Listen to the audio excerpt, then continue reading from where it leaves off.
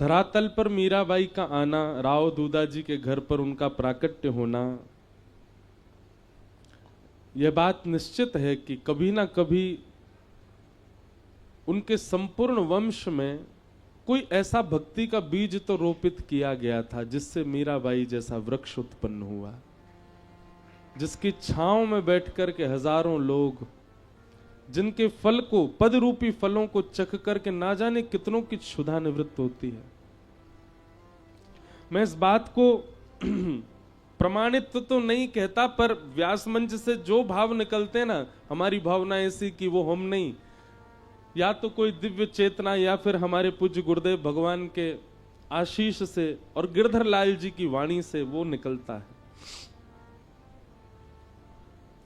आप सबके चित्त में श्री कृष्ण प्रेम उत्पन्न होना इस बात का प्रमाण है कि आपका कभी ना कभी का संबंध ठाकुर जी से है।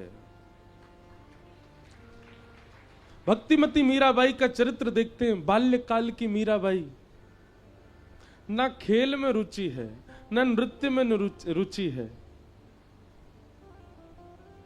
राव दूधा जी के मझले पुत्र की पुत्री हैं। घर में कोई कमी नहीं है मीराबाई के। वो सारे ऐश्वर्य, सारे सुख मीराबाई के चरण चूमते हैं, जिसके लिए पूरी दुनिया लालायित रहती है।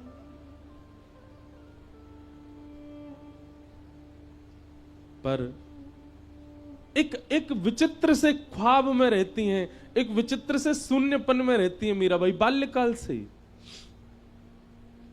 कैसे संभव हो सकता है ये? बालकों को खेल खेलता देख दूसरा बालक मचलता है कि मैं भी जाऊं, लेकिन खेल खेलते देख, बालकों को देख मीराबाई और उदास हो जाती हैं, एकांत में चली जाती हैं। उन्हें पता नहीं है कि उनका चिंतन क्या है, लेकिन है बस।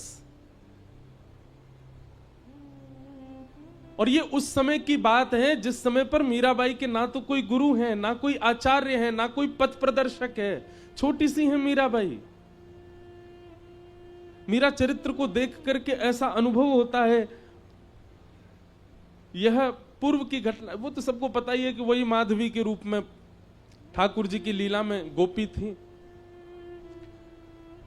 पर यह बात प्रमाणित मान लीजिए, अपने संपूर्ण जीवन काल में हम गर्जना करते हुए अपनी सारी कथा में कहते हैं, संपूर्ण जीवन काल में एक बार भी भूल से ही सही श्री कृष्ण यदि प्रिय लग गए हों आपको, तो ये मान लीजिएगा कि आपका कोई पूर्व संबंध तो है उनसे। बाबा, हम आप तो उनमें ही लगे भय। कई लोग कह रहे हैं, महाराज जी आके बोले इंद्रेश जी ना सो रहे हैं, ना सोन दे रहे हैं किसी को। मैंने तो रोके ना है, आप जाओ सो जाओ। और कल तो भावों की तरंग खूब उठ रही थी, लेकिन लाल जी की इच्छा जैसी रही। नहीं तो कल तो महाराज जी 5 रास के वर्णन करने थे, तो मैंने की 7 तो यहीं बज जाएंगे। 7, 8, 9 बज, एक ही रास जल विहार को यदि प्रसंग छेड़ देते ठाकुर जी के, तो वही में ही निकल जाना हो पूरा समय। हमने तो रोके नहीं आप लोग, और ना हमने ज्यादा किसी को कही कि आओ, लेकिन आप सब एक रस, एक स्थिरता में सब बैठे थे। इतनी संख्या में कल वहां लोग आए हुए थे। और जब कथा चल रही थी तो नेत्र बंद करके मैं बोल रहा था, तो मुझे ये लग ही नहीं रहा था कि इतने लोग बैठे होंगे। बिल्कुल शांत मुद्रा में सब बैठे हैं। इस बात का प्रमाण है कि आप कभी ना कभी ठाकुर जी से मिले तो हो, कभी को संबंध तो है। कई जन्मों से बुला रहे हो, कोई तो नाता जरूर होगा। नजरों से नजरें मिला ना पाऊं, मेरी नजर का कसूर होगा। दिशा हम सबकी निश्चित है, बस उस दिशा में बैठाने वाला एक सद्गुरु चाहिए। उस दिशा की तरफ मोड़ देने वाला एक पथ प्रदर्शक चाहिए। रास्ता तो है, बस रास्ता दिखे इस घनघोर अंधियारे में, उसके लिए एक प्रकाश चाहिए। संसार के विषय रूपी अंधेरे में हम सब हैं, पथ हमारे सामने है, पर हम चल नहीं पा रहे। क्यों? क्योंकि प्रकाश नहीं है, गुरु जीवन में नहीं है।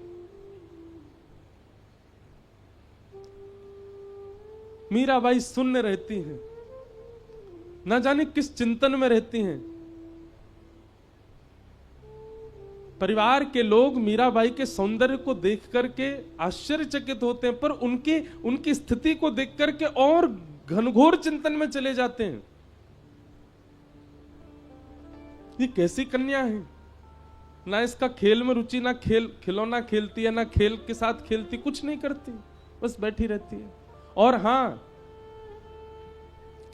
जब मेड़ता में कोई संत आते, जब मेड़ता में कोई वैष्णव आते, जब मेड़ता में कोई ब्रजवासी आते, जब मेड़ता में कोई वैष्णव संत ब्रजवासी ना भी हो, गलती से तिलक लगा के आ जाते, मीराबाई ऐसी मचल जाती मानो जैसे कोई अपना आ गया हो। बंधुओं, ये कुछ अनुभव हैं, ये कुछ क्या बोलते हैं, सिम्टम्स हैं। वैष्णवता चित्त में पूर्व जन्म से। देखो, भक्ति के मार्ग पर दो प्रकार से लोग आते हैं। या तो पूर्व के भक्ति भाव संचित हो तो इस जन्म में आपके चित्त में भक्ति आ जाती है, या फिर इस जीवन काल में कोई ऐसी ठोकर आपके जीवन में लगती है कि उसके कारण आपके जीवन में भक्ति आ जाती है। तीसरा भक्ति का आने का कोई और प्रकार है ही नहीं।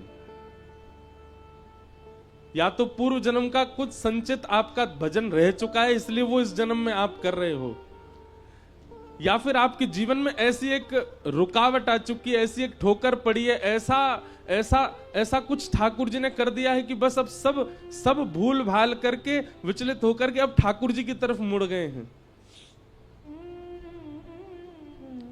बाकी तीसरे को कितनी भी जबरदस्ती कर लो, वो भक्ति पथ पर नहीं आ पाएगा। ये दो ही आ सकते हैं।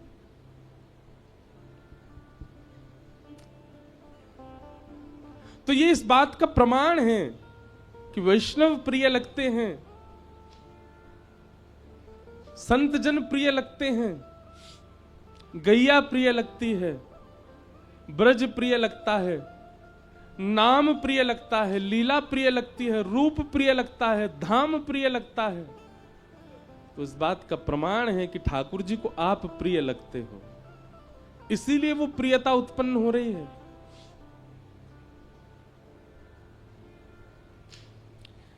राव दूधा जी अपने घर में संतों को बुलाते और संतों को बुला करके कथा कराते। मीराबाई जा करके, भैया यहां किसी से बोल दी, उन्हें धीरे बोल लें।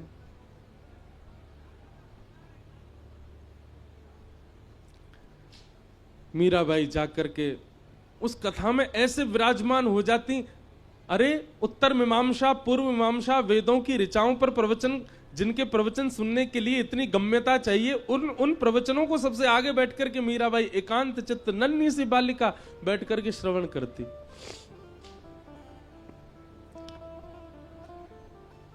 मीरा चरित्र पर एक बार कथा कहने का अवसर मिला था गांधी धाम में, गुजरात में। ये वृंदावन प्यारो वृंदावन जो पद है ना, ये अभी गांधी धाम में ही लिखा गया, और जिनके घर लिखा गया वो बैठे हैं यहाँ पर।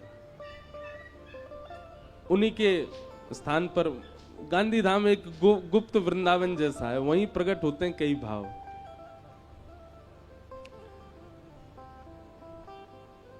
तो मीराबाई के प्रसंग में आता है कि जब जोशी जी कथा सुनाने के लिए आते थे तो मीराबाई सामने बैठ करके सुनती,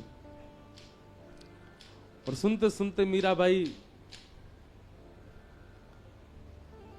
जब कथा विश्राम होती सब लोग प्रणाम करते, जाकर के व्यास मंच पर नन्ही से मीराबाई आती और व्यास जी को अपलक नेत्रों से देखती रहती। एक छोटे बालक की भांति पुचकार करके जोशी जी कह देते, अरे लाली, अरे बालिका, तू कथा सुनती है, समझ आता है तुझे? मीराबाई के मुखमंडल पर कोई प्रसन्नता नहीं, कोई मूर्छन नहीं, एक जिज्ञासा दिख रही है केवल नेत्रों में।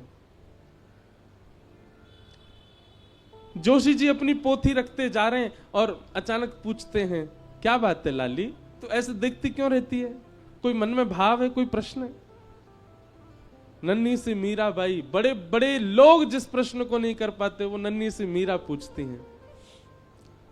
आप जिनकी कथा सुनाते हैं, आप जिनके भाव व्यास मंच पर बैठ करके कहते हैं, कभी आप उनको चतुर्भुज रूप में बताते हैं, कभी आप उनको शेषनाग पर पौड़े नाथ के रूप में बताते हैं, कभी आप ब्रह्मादि देव उनकी स्तुति कर रहे हैं ऐसा बताते हैं, कभी वो ब्रज के गोपाल बनकर के गैया चरा रहे हैं ऐसा बताते हैं।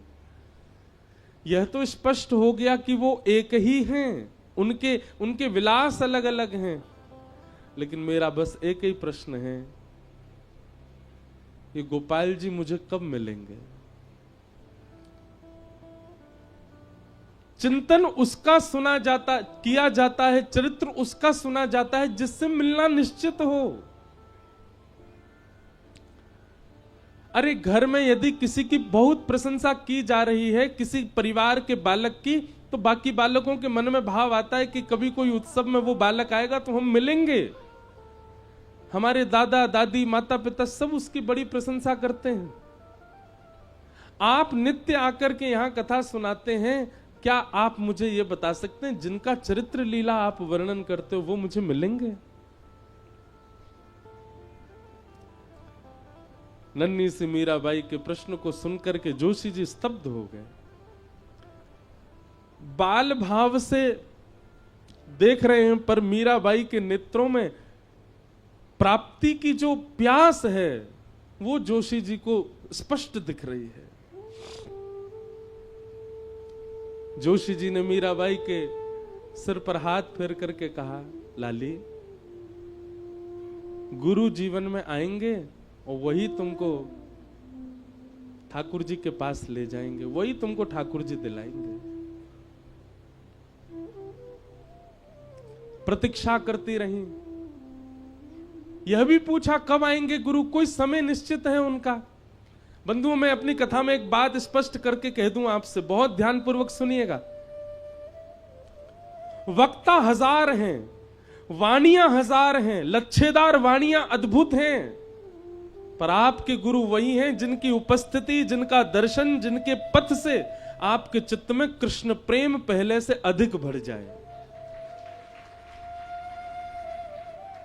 जिनकी उपस्थिति से, जिनकी वाणी से, जिनके कथन से, जिनके वचनों से, मैं हर कथा में कहता हूं व्यास प्रिय लग रहा है, यह उचित नहीं है। अरे हम बिचौलिया हैं, हम प्रिय नहीं लगने चाहिए।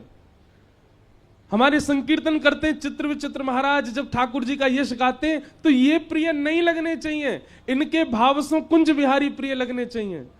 पूनम दीदी जब नेत्र बंद करके गाती हैं तब श्री जी प्रिय लगनी चाहिए, ललिता विशाखा बरसाना प्रिय लगना चाहिए। गुरु वही है जिसकी उपस्थिति से आपको ठाकुर जी और प्रिय लगने लग जाए, ठाकुर जी और स्पष्ट होने लग जाएं।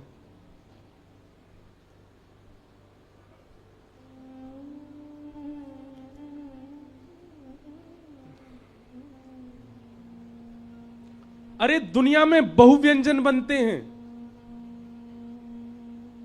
कहीं इटालियन बन रहा है, कहीं मैक्सिकन बन रहा है, कहीं पर साउथ इंडियन बन रहा है, कुछ बन रहा है, पर भोजन वो उचित जो आपके भूख को मिटाता हो।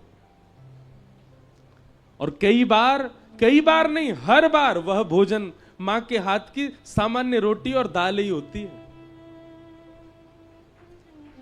भोजन अति विशिष्ट नहीं चाहिए, भूख मिटनी चाहिए। गुरु वह है गुरु वही जो हरि सो मिलावे, गुरु वही जो हरि की राह दिखा दे, और गुरु वही जो सब छड़ वृंदावन बसा दे, वही गुरु है।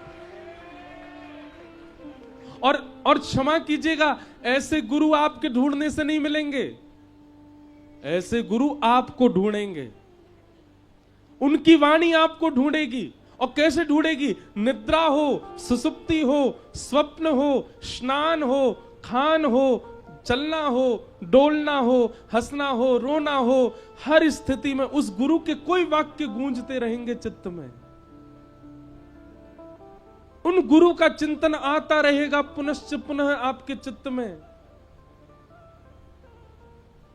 घर में विवाह का प्रसंग है, सब नाच रहे हैं, गा रहे हैं, पर आपके चित्त में एक क्षण के लिए इस सब प्रसंग के बीच में भी आपके गुरु का उनका स्मरण हो गया, जिनसे आप वृंदावन मिलके आए थे।